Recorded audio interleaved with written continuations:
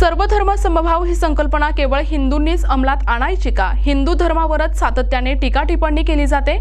सातत्याने हिंदू समाजाला बदनाम करण्याचे षड्यंत्र रचले जाते। त्यामुळे सर्वधर्म समभाव संकल्पना चुकीची असून हिंदू असल्याचा अभिमान प्रत्येक हिंदू तरुण तरुणी आणि महिला पुरुषांनी बाळगला पाहिजे। छत्रपती शिवाजी महाराज आणि छत्रपती संभाजी महाराज यांच्यामुळे आपल्याला आज जगण्याचा अभिमान आणि स्वाभिमान मिळाला असल्याचे हिंदू भूषण अनिल महाराज देवळेकर यांनी अहिल्यानगर जिल्ह्यातील पाथर्डी तालुक्यात करंजी येथील श्री क्षेत्र उत्तरेश्वर सभा मंडपात हिंदू संमेलनानिमित्त आयोजन कीर्तनातून केले आहे। करंजी येथे उत्तरेश्वर सभा मंडपामध्ये मंगळवारी सायंकाळी करंजी, दगडवाडी, भोसे, सातवड, वैजू, बाबुळगाव, लोहसर, खांडगाव या ग्रामस्थांच्या वतीने हिंदू संमेलनाचे आयोजन करण्यात आले होते। छत्रपती संभाजी महाराज यांचे झालेले हाल, महाराज यांना दिलेल्या मरण यातना हिंदू समाज बांधवांनी विसरू नयेत। जातीकरता आणि मातीकरता जीवाची बाजी लावणारा हा महाराज, या महाराजाचे कार्य कदापि विसरू नका।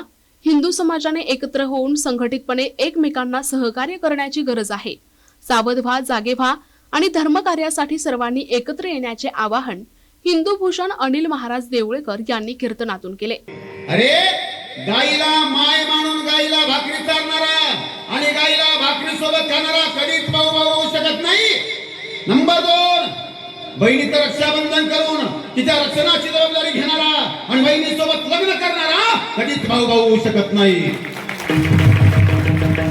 कारण मला अभिमान आहे मला हिंदू असल्याचा, याच्या पुढे विचाराल गर्व आहे मला हिंदू असल्याचा, आणि याच्या पुढे सांगतो माझ आहे मला हिंदू असल्याचा। मेरो तरी माझ उतरणार नाही आपला। त्याच्यामुळे लाचारीचं जीवन जगणं आपल्या रक्तात नाही। स्वाभिमानाची आपल्याला भाजी भाकरी चालेल, पण लाचारीची पोळी आम्हाला नको। आम्ही शंडासारखं जगायचं नाही आपल्या हिंदू पोरांनी।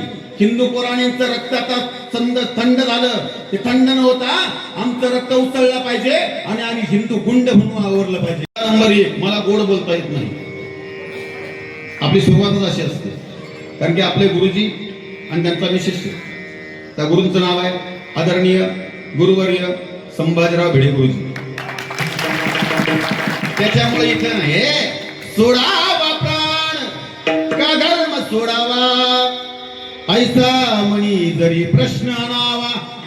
सोडावा प्राण परिधर्म ना सोडावा, शंभूराजाचा बलिदान आठवावा। अशा असणारा शंभूराजाचा बलिदान सांगायचं आहे। यातल्या माणसाच्या अंगावर थाप पडायची कशावर? ओम नमो जगदंबे, नमन तुझा अंबे करून प्रारंभ दफावर थाप तुंतुण्यात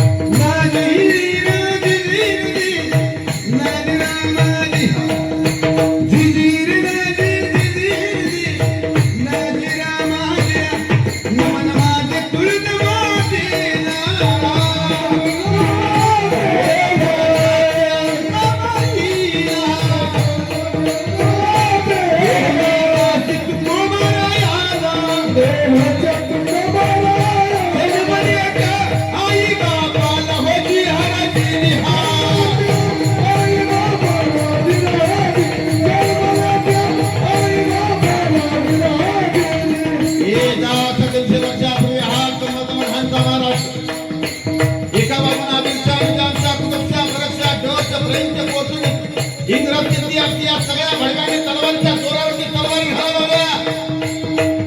कोणाही असणाऱ्या धमक नव्हती कोणाच्या। कुठल्याही कोल्या कुत्र्यांनी यायचं आणि या परमपवित्र भरप्या चिंगड्या चिंगड्या करायच्या।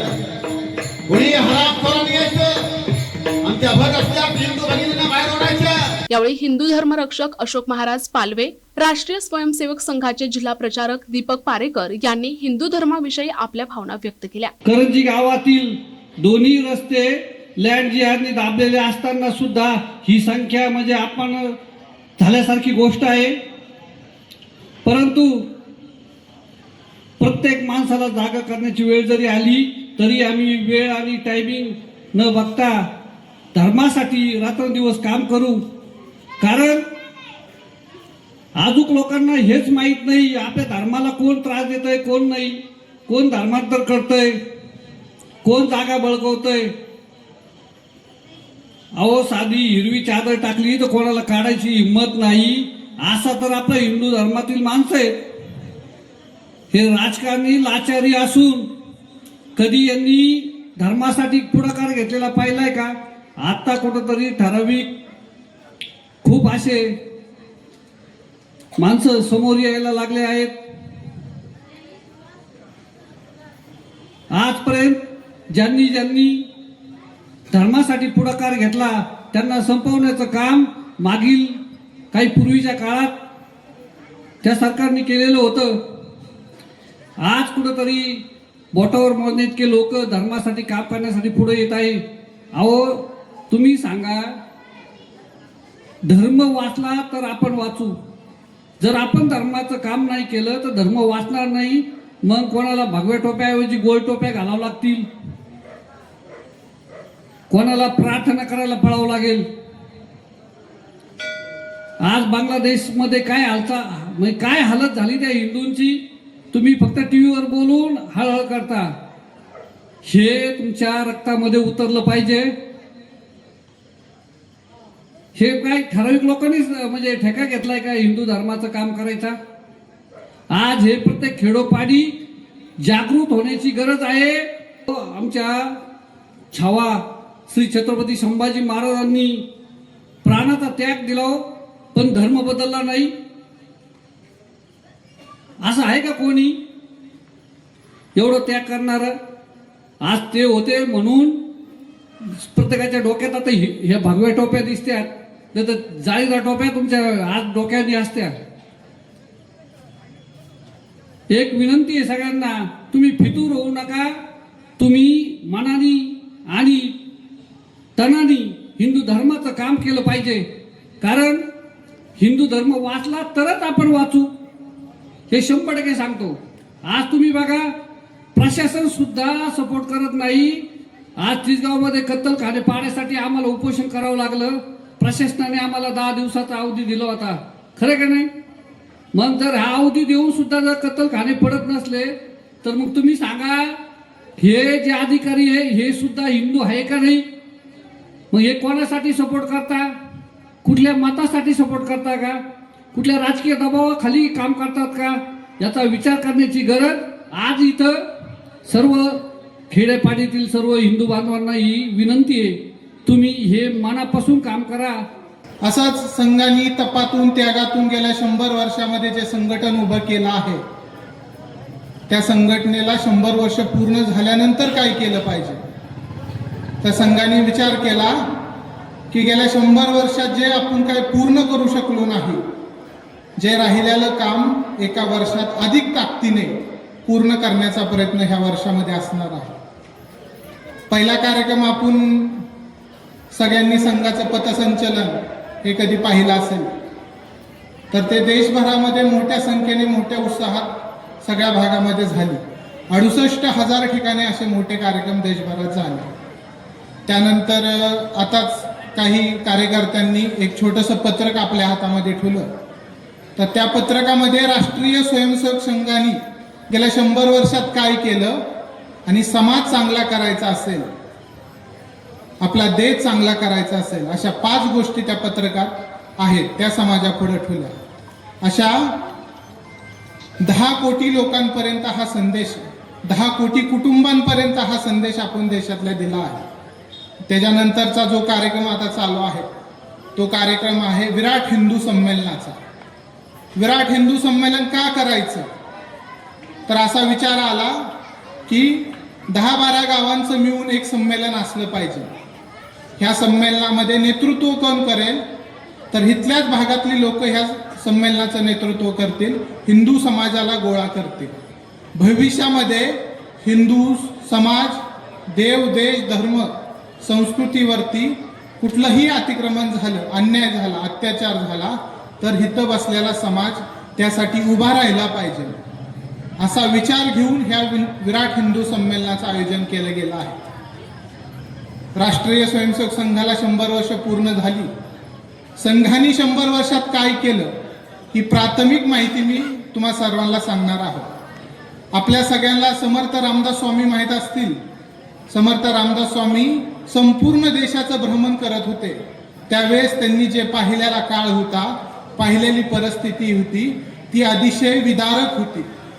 समर्थ रामदास स्वामी देशात फिरत असताना, भ्रमण करत असताना ज्या ज्या भागात गेले, ज्या ज्या राज्यात गेले, ज्या ज्या प्रदेशात गेले, तिथं सगळीकडे संपूर्ण समाज हा बेचिराग झालेला होता.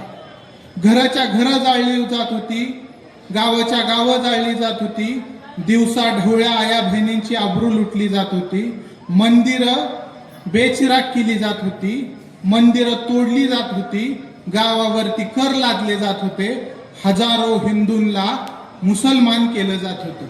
अशी भारतात सगळीकडे अशी परिस्थिती होती. आणि फक्त एक भाग असा होता जो आपल्या भागात म्हणजे पुण्या साईडचा, तिथं सगळं आलबेल होतं. गुण्या गोविंदांनी समाज राहत होता, धर्माचं राज्य होतं, संस्कृतीचं राज्य होतं, सगळ्या विचारांचं राज्य होतं. कारण त्या भागामध्ये, एकमेव भागामध्ये छत्रपती शिवाजी महाराजांनी हिंदवी स्वराज्याची स्थापना केली. यावेळी श्री क्षेत्र उत्तरेश्वर देवस्थानचे अध्यक्ष बाळासाहेब अकोलकर यांना या कार्यक्रमाच्या निमित्ताने हिंदू समाज भूषण पुरस्कार अशोक महाराज पालवे, राष्ट्रीय स्वयंसेवक संघाचे जिल्हा प्रचारक दीपक पारेकर, महंत ज्ञानेश्वर महाराज कराळे यांच्या उपस्थितीत रवींद्र देवा जोशी यांच्या हस्ते देऊन सन्मानित करण्यात आले. या कार्यक्रमाप्रसंगी महंत ज्ञानेश्वर महाराज कराळे, भागवत महाराज उमरेकर, शंकर महाराज ससे, पंढरीनाथ महाराज टेमकर, महादेव महाराज वांढेकर, रवींद्र देवा जोशी यांच्यासह करंजी, दगडवाडी, भोसे, वैजू बाभुळगाव, सातवड, लोहसर, खांडगाव येथील हिंदू समाज बांधव, महिला भगिनी मोठ्या संख्येने उपस्थित होत्या. प्रतिनिधी भिवसेन टेमकर, NTP न्यूज मराठी, अहिल्यानगर.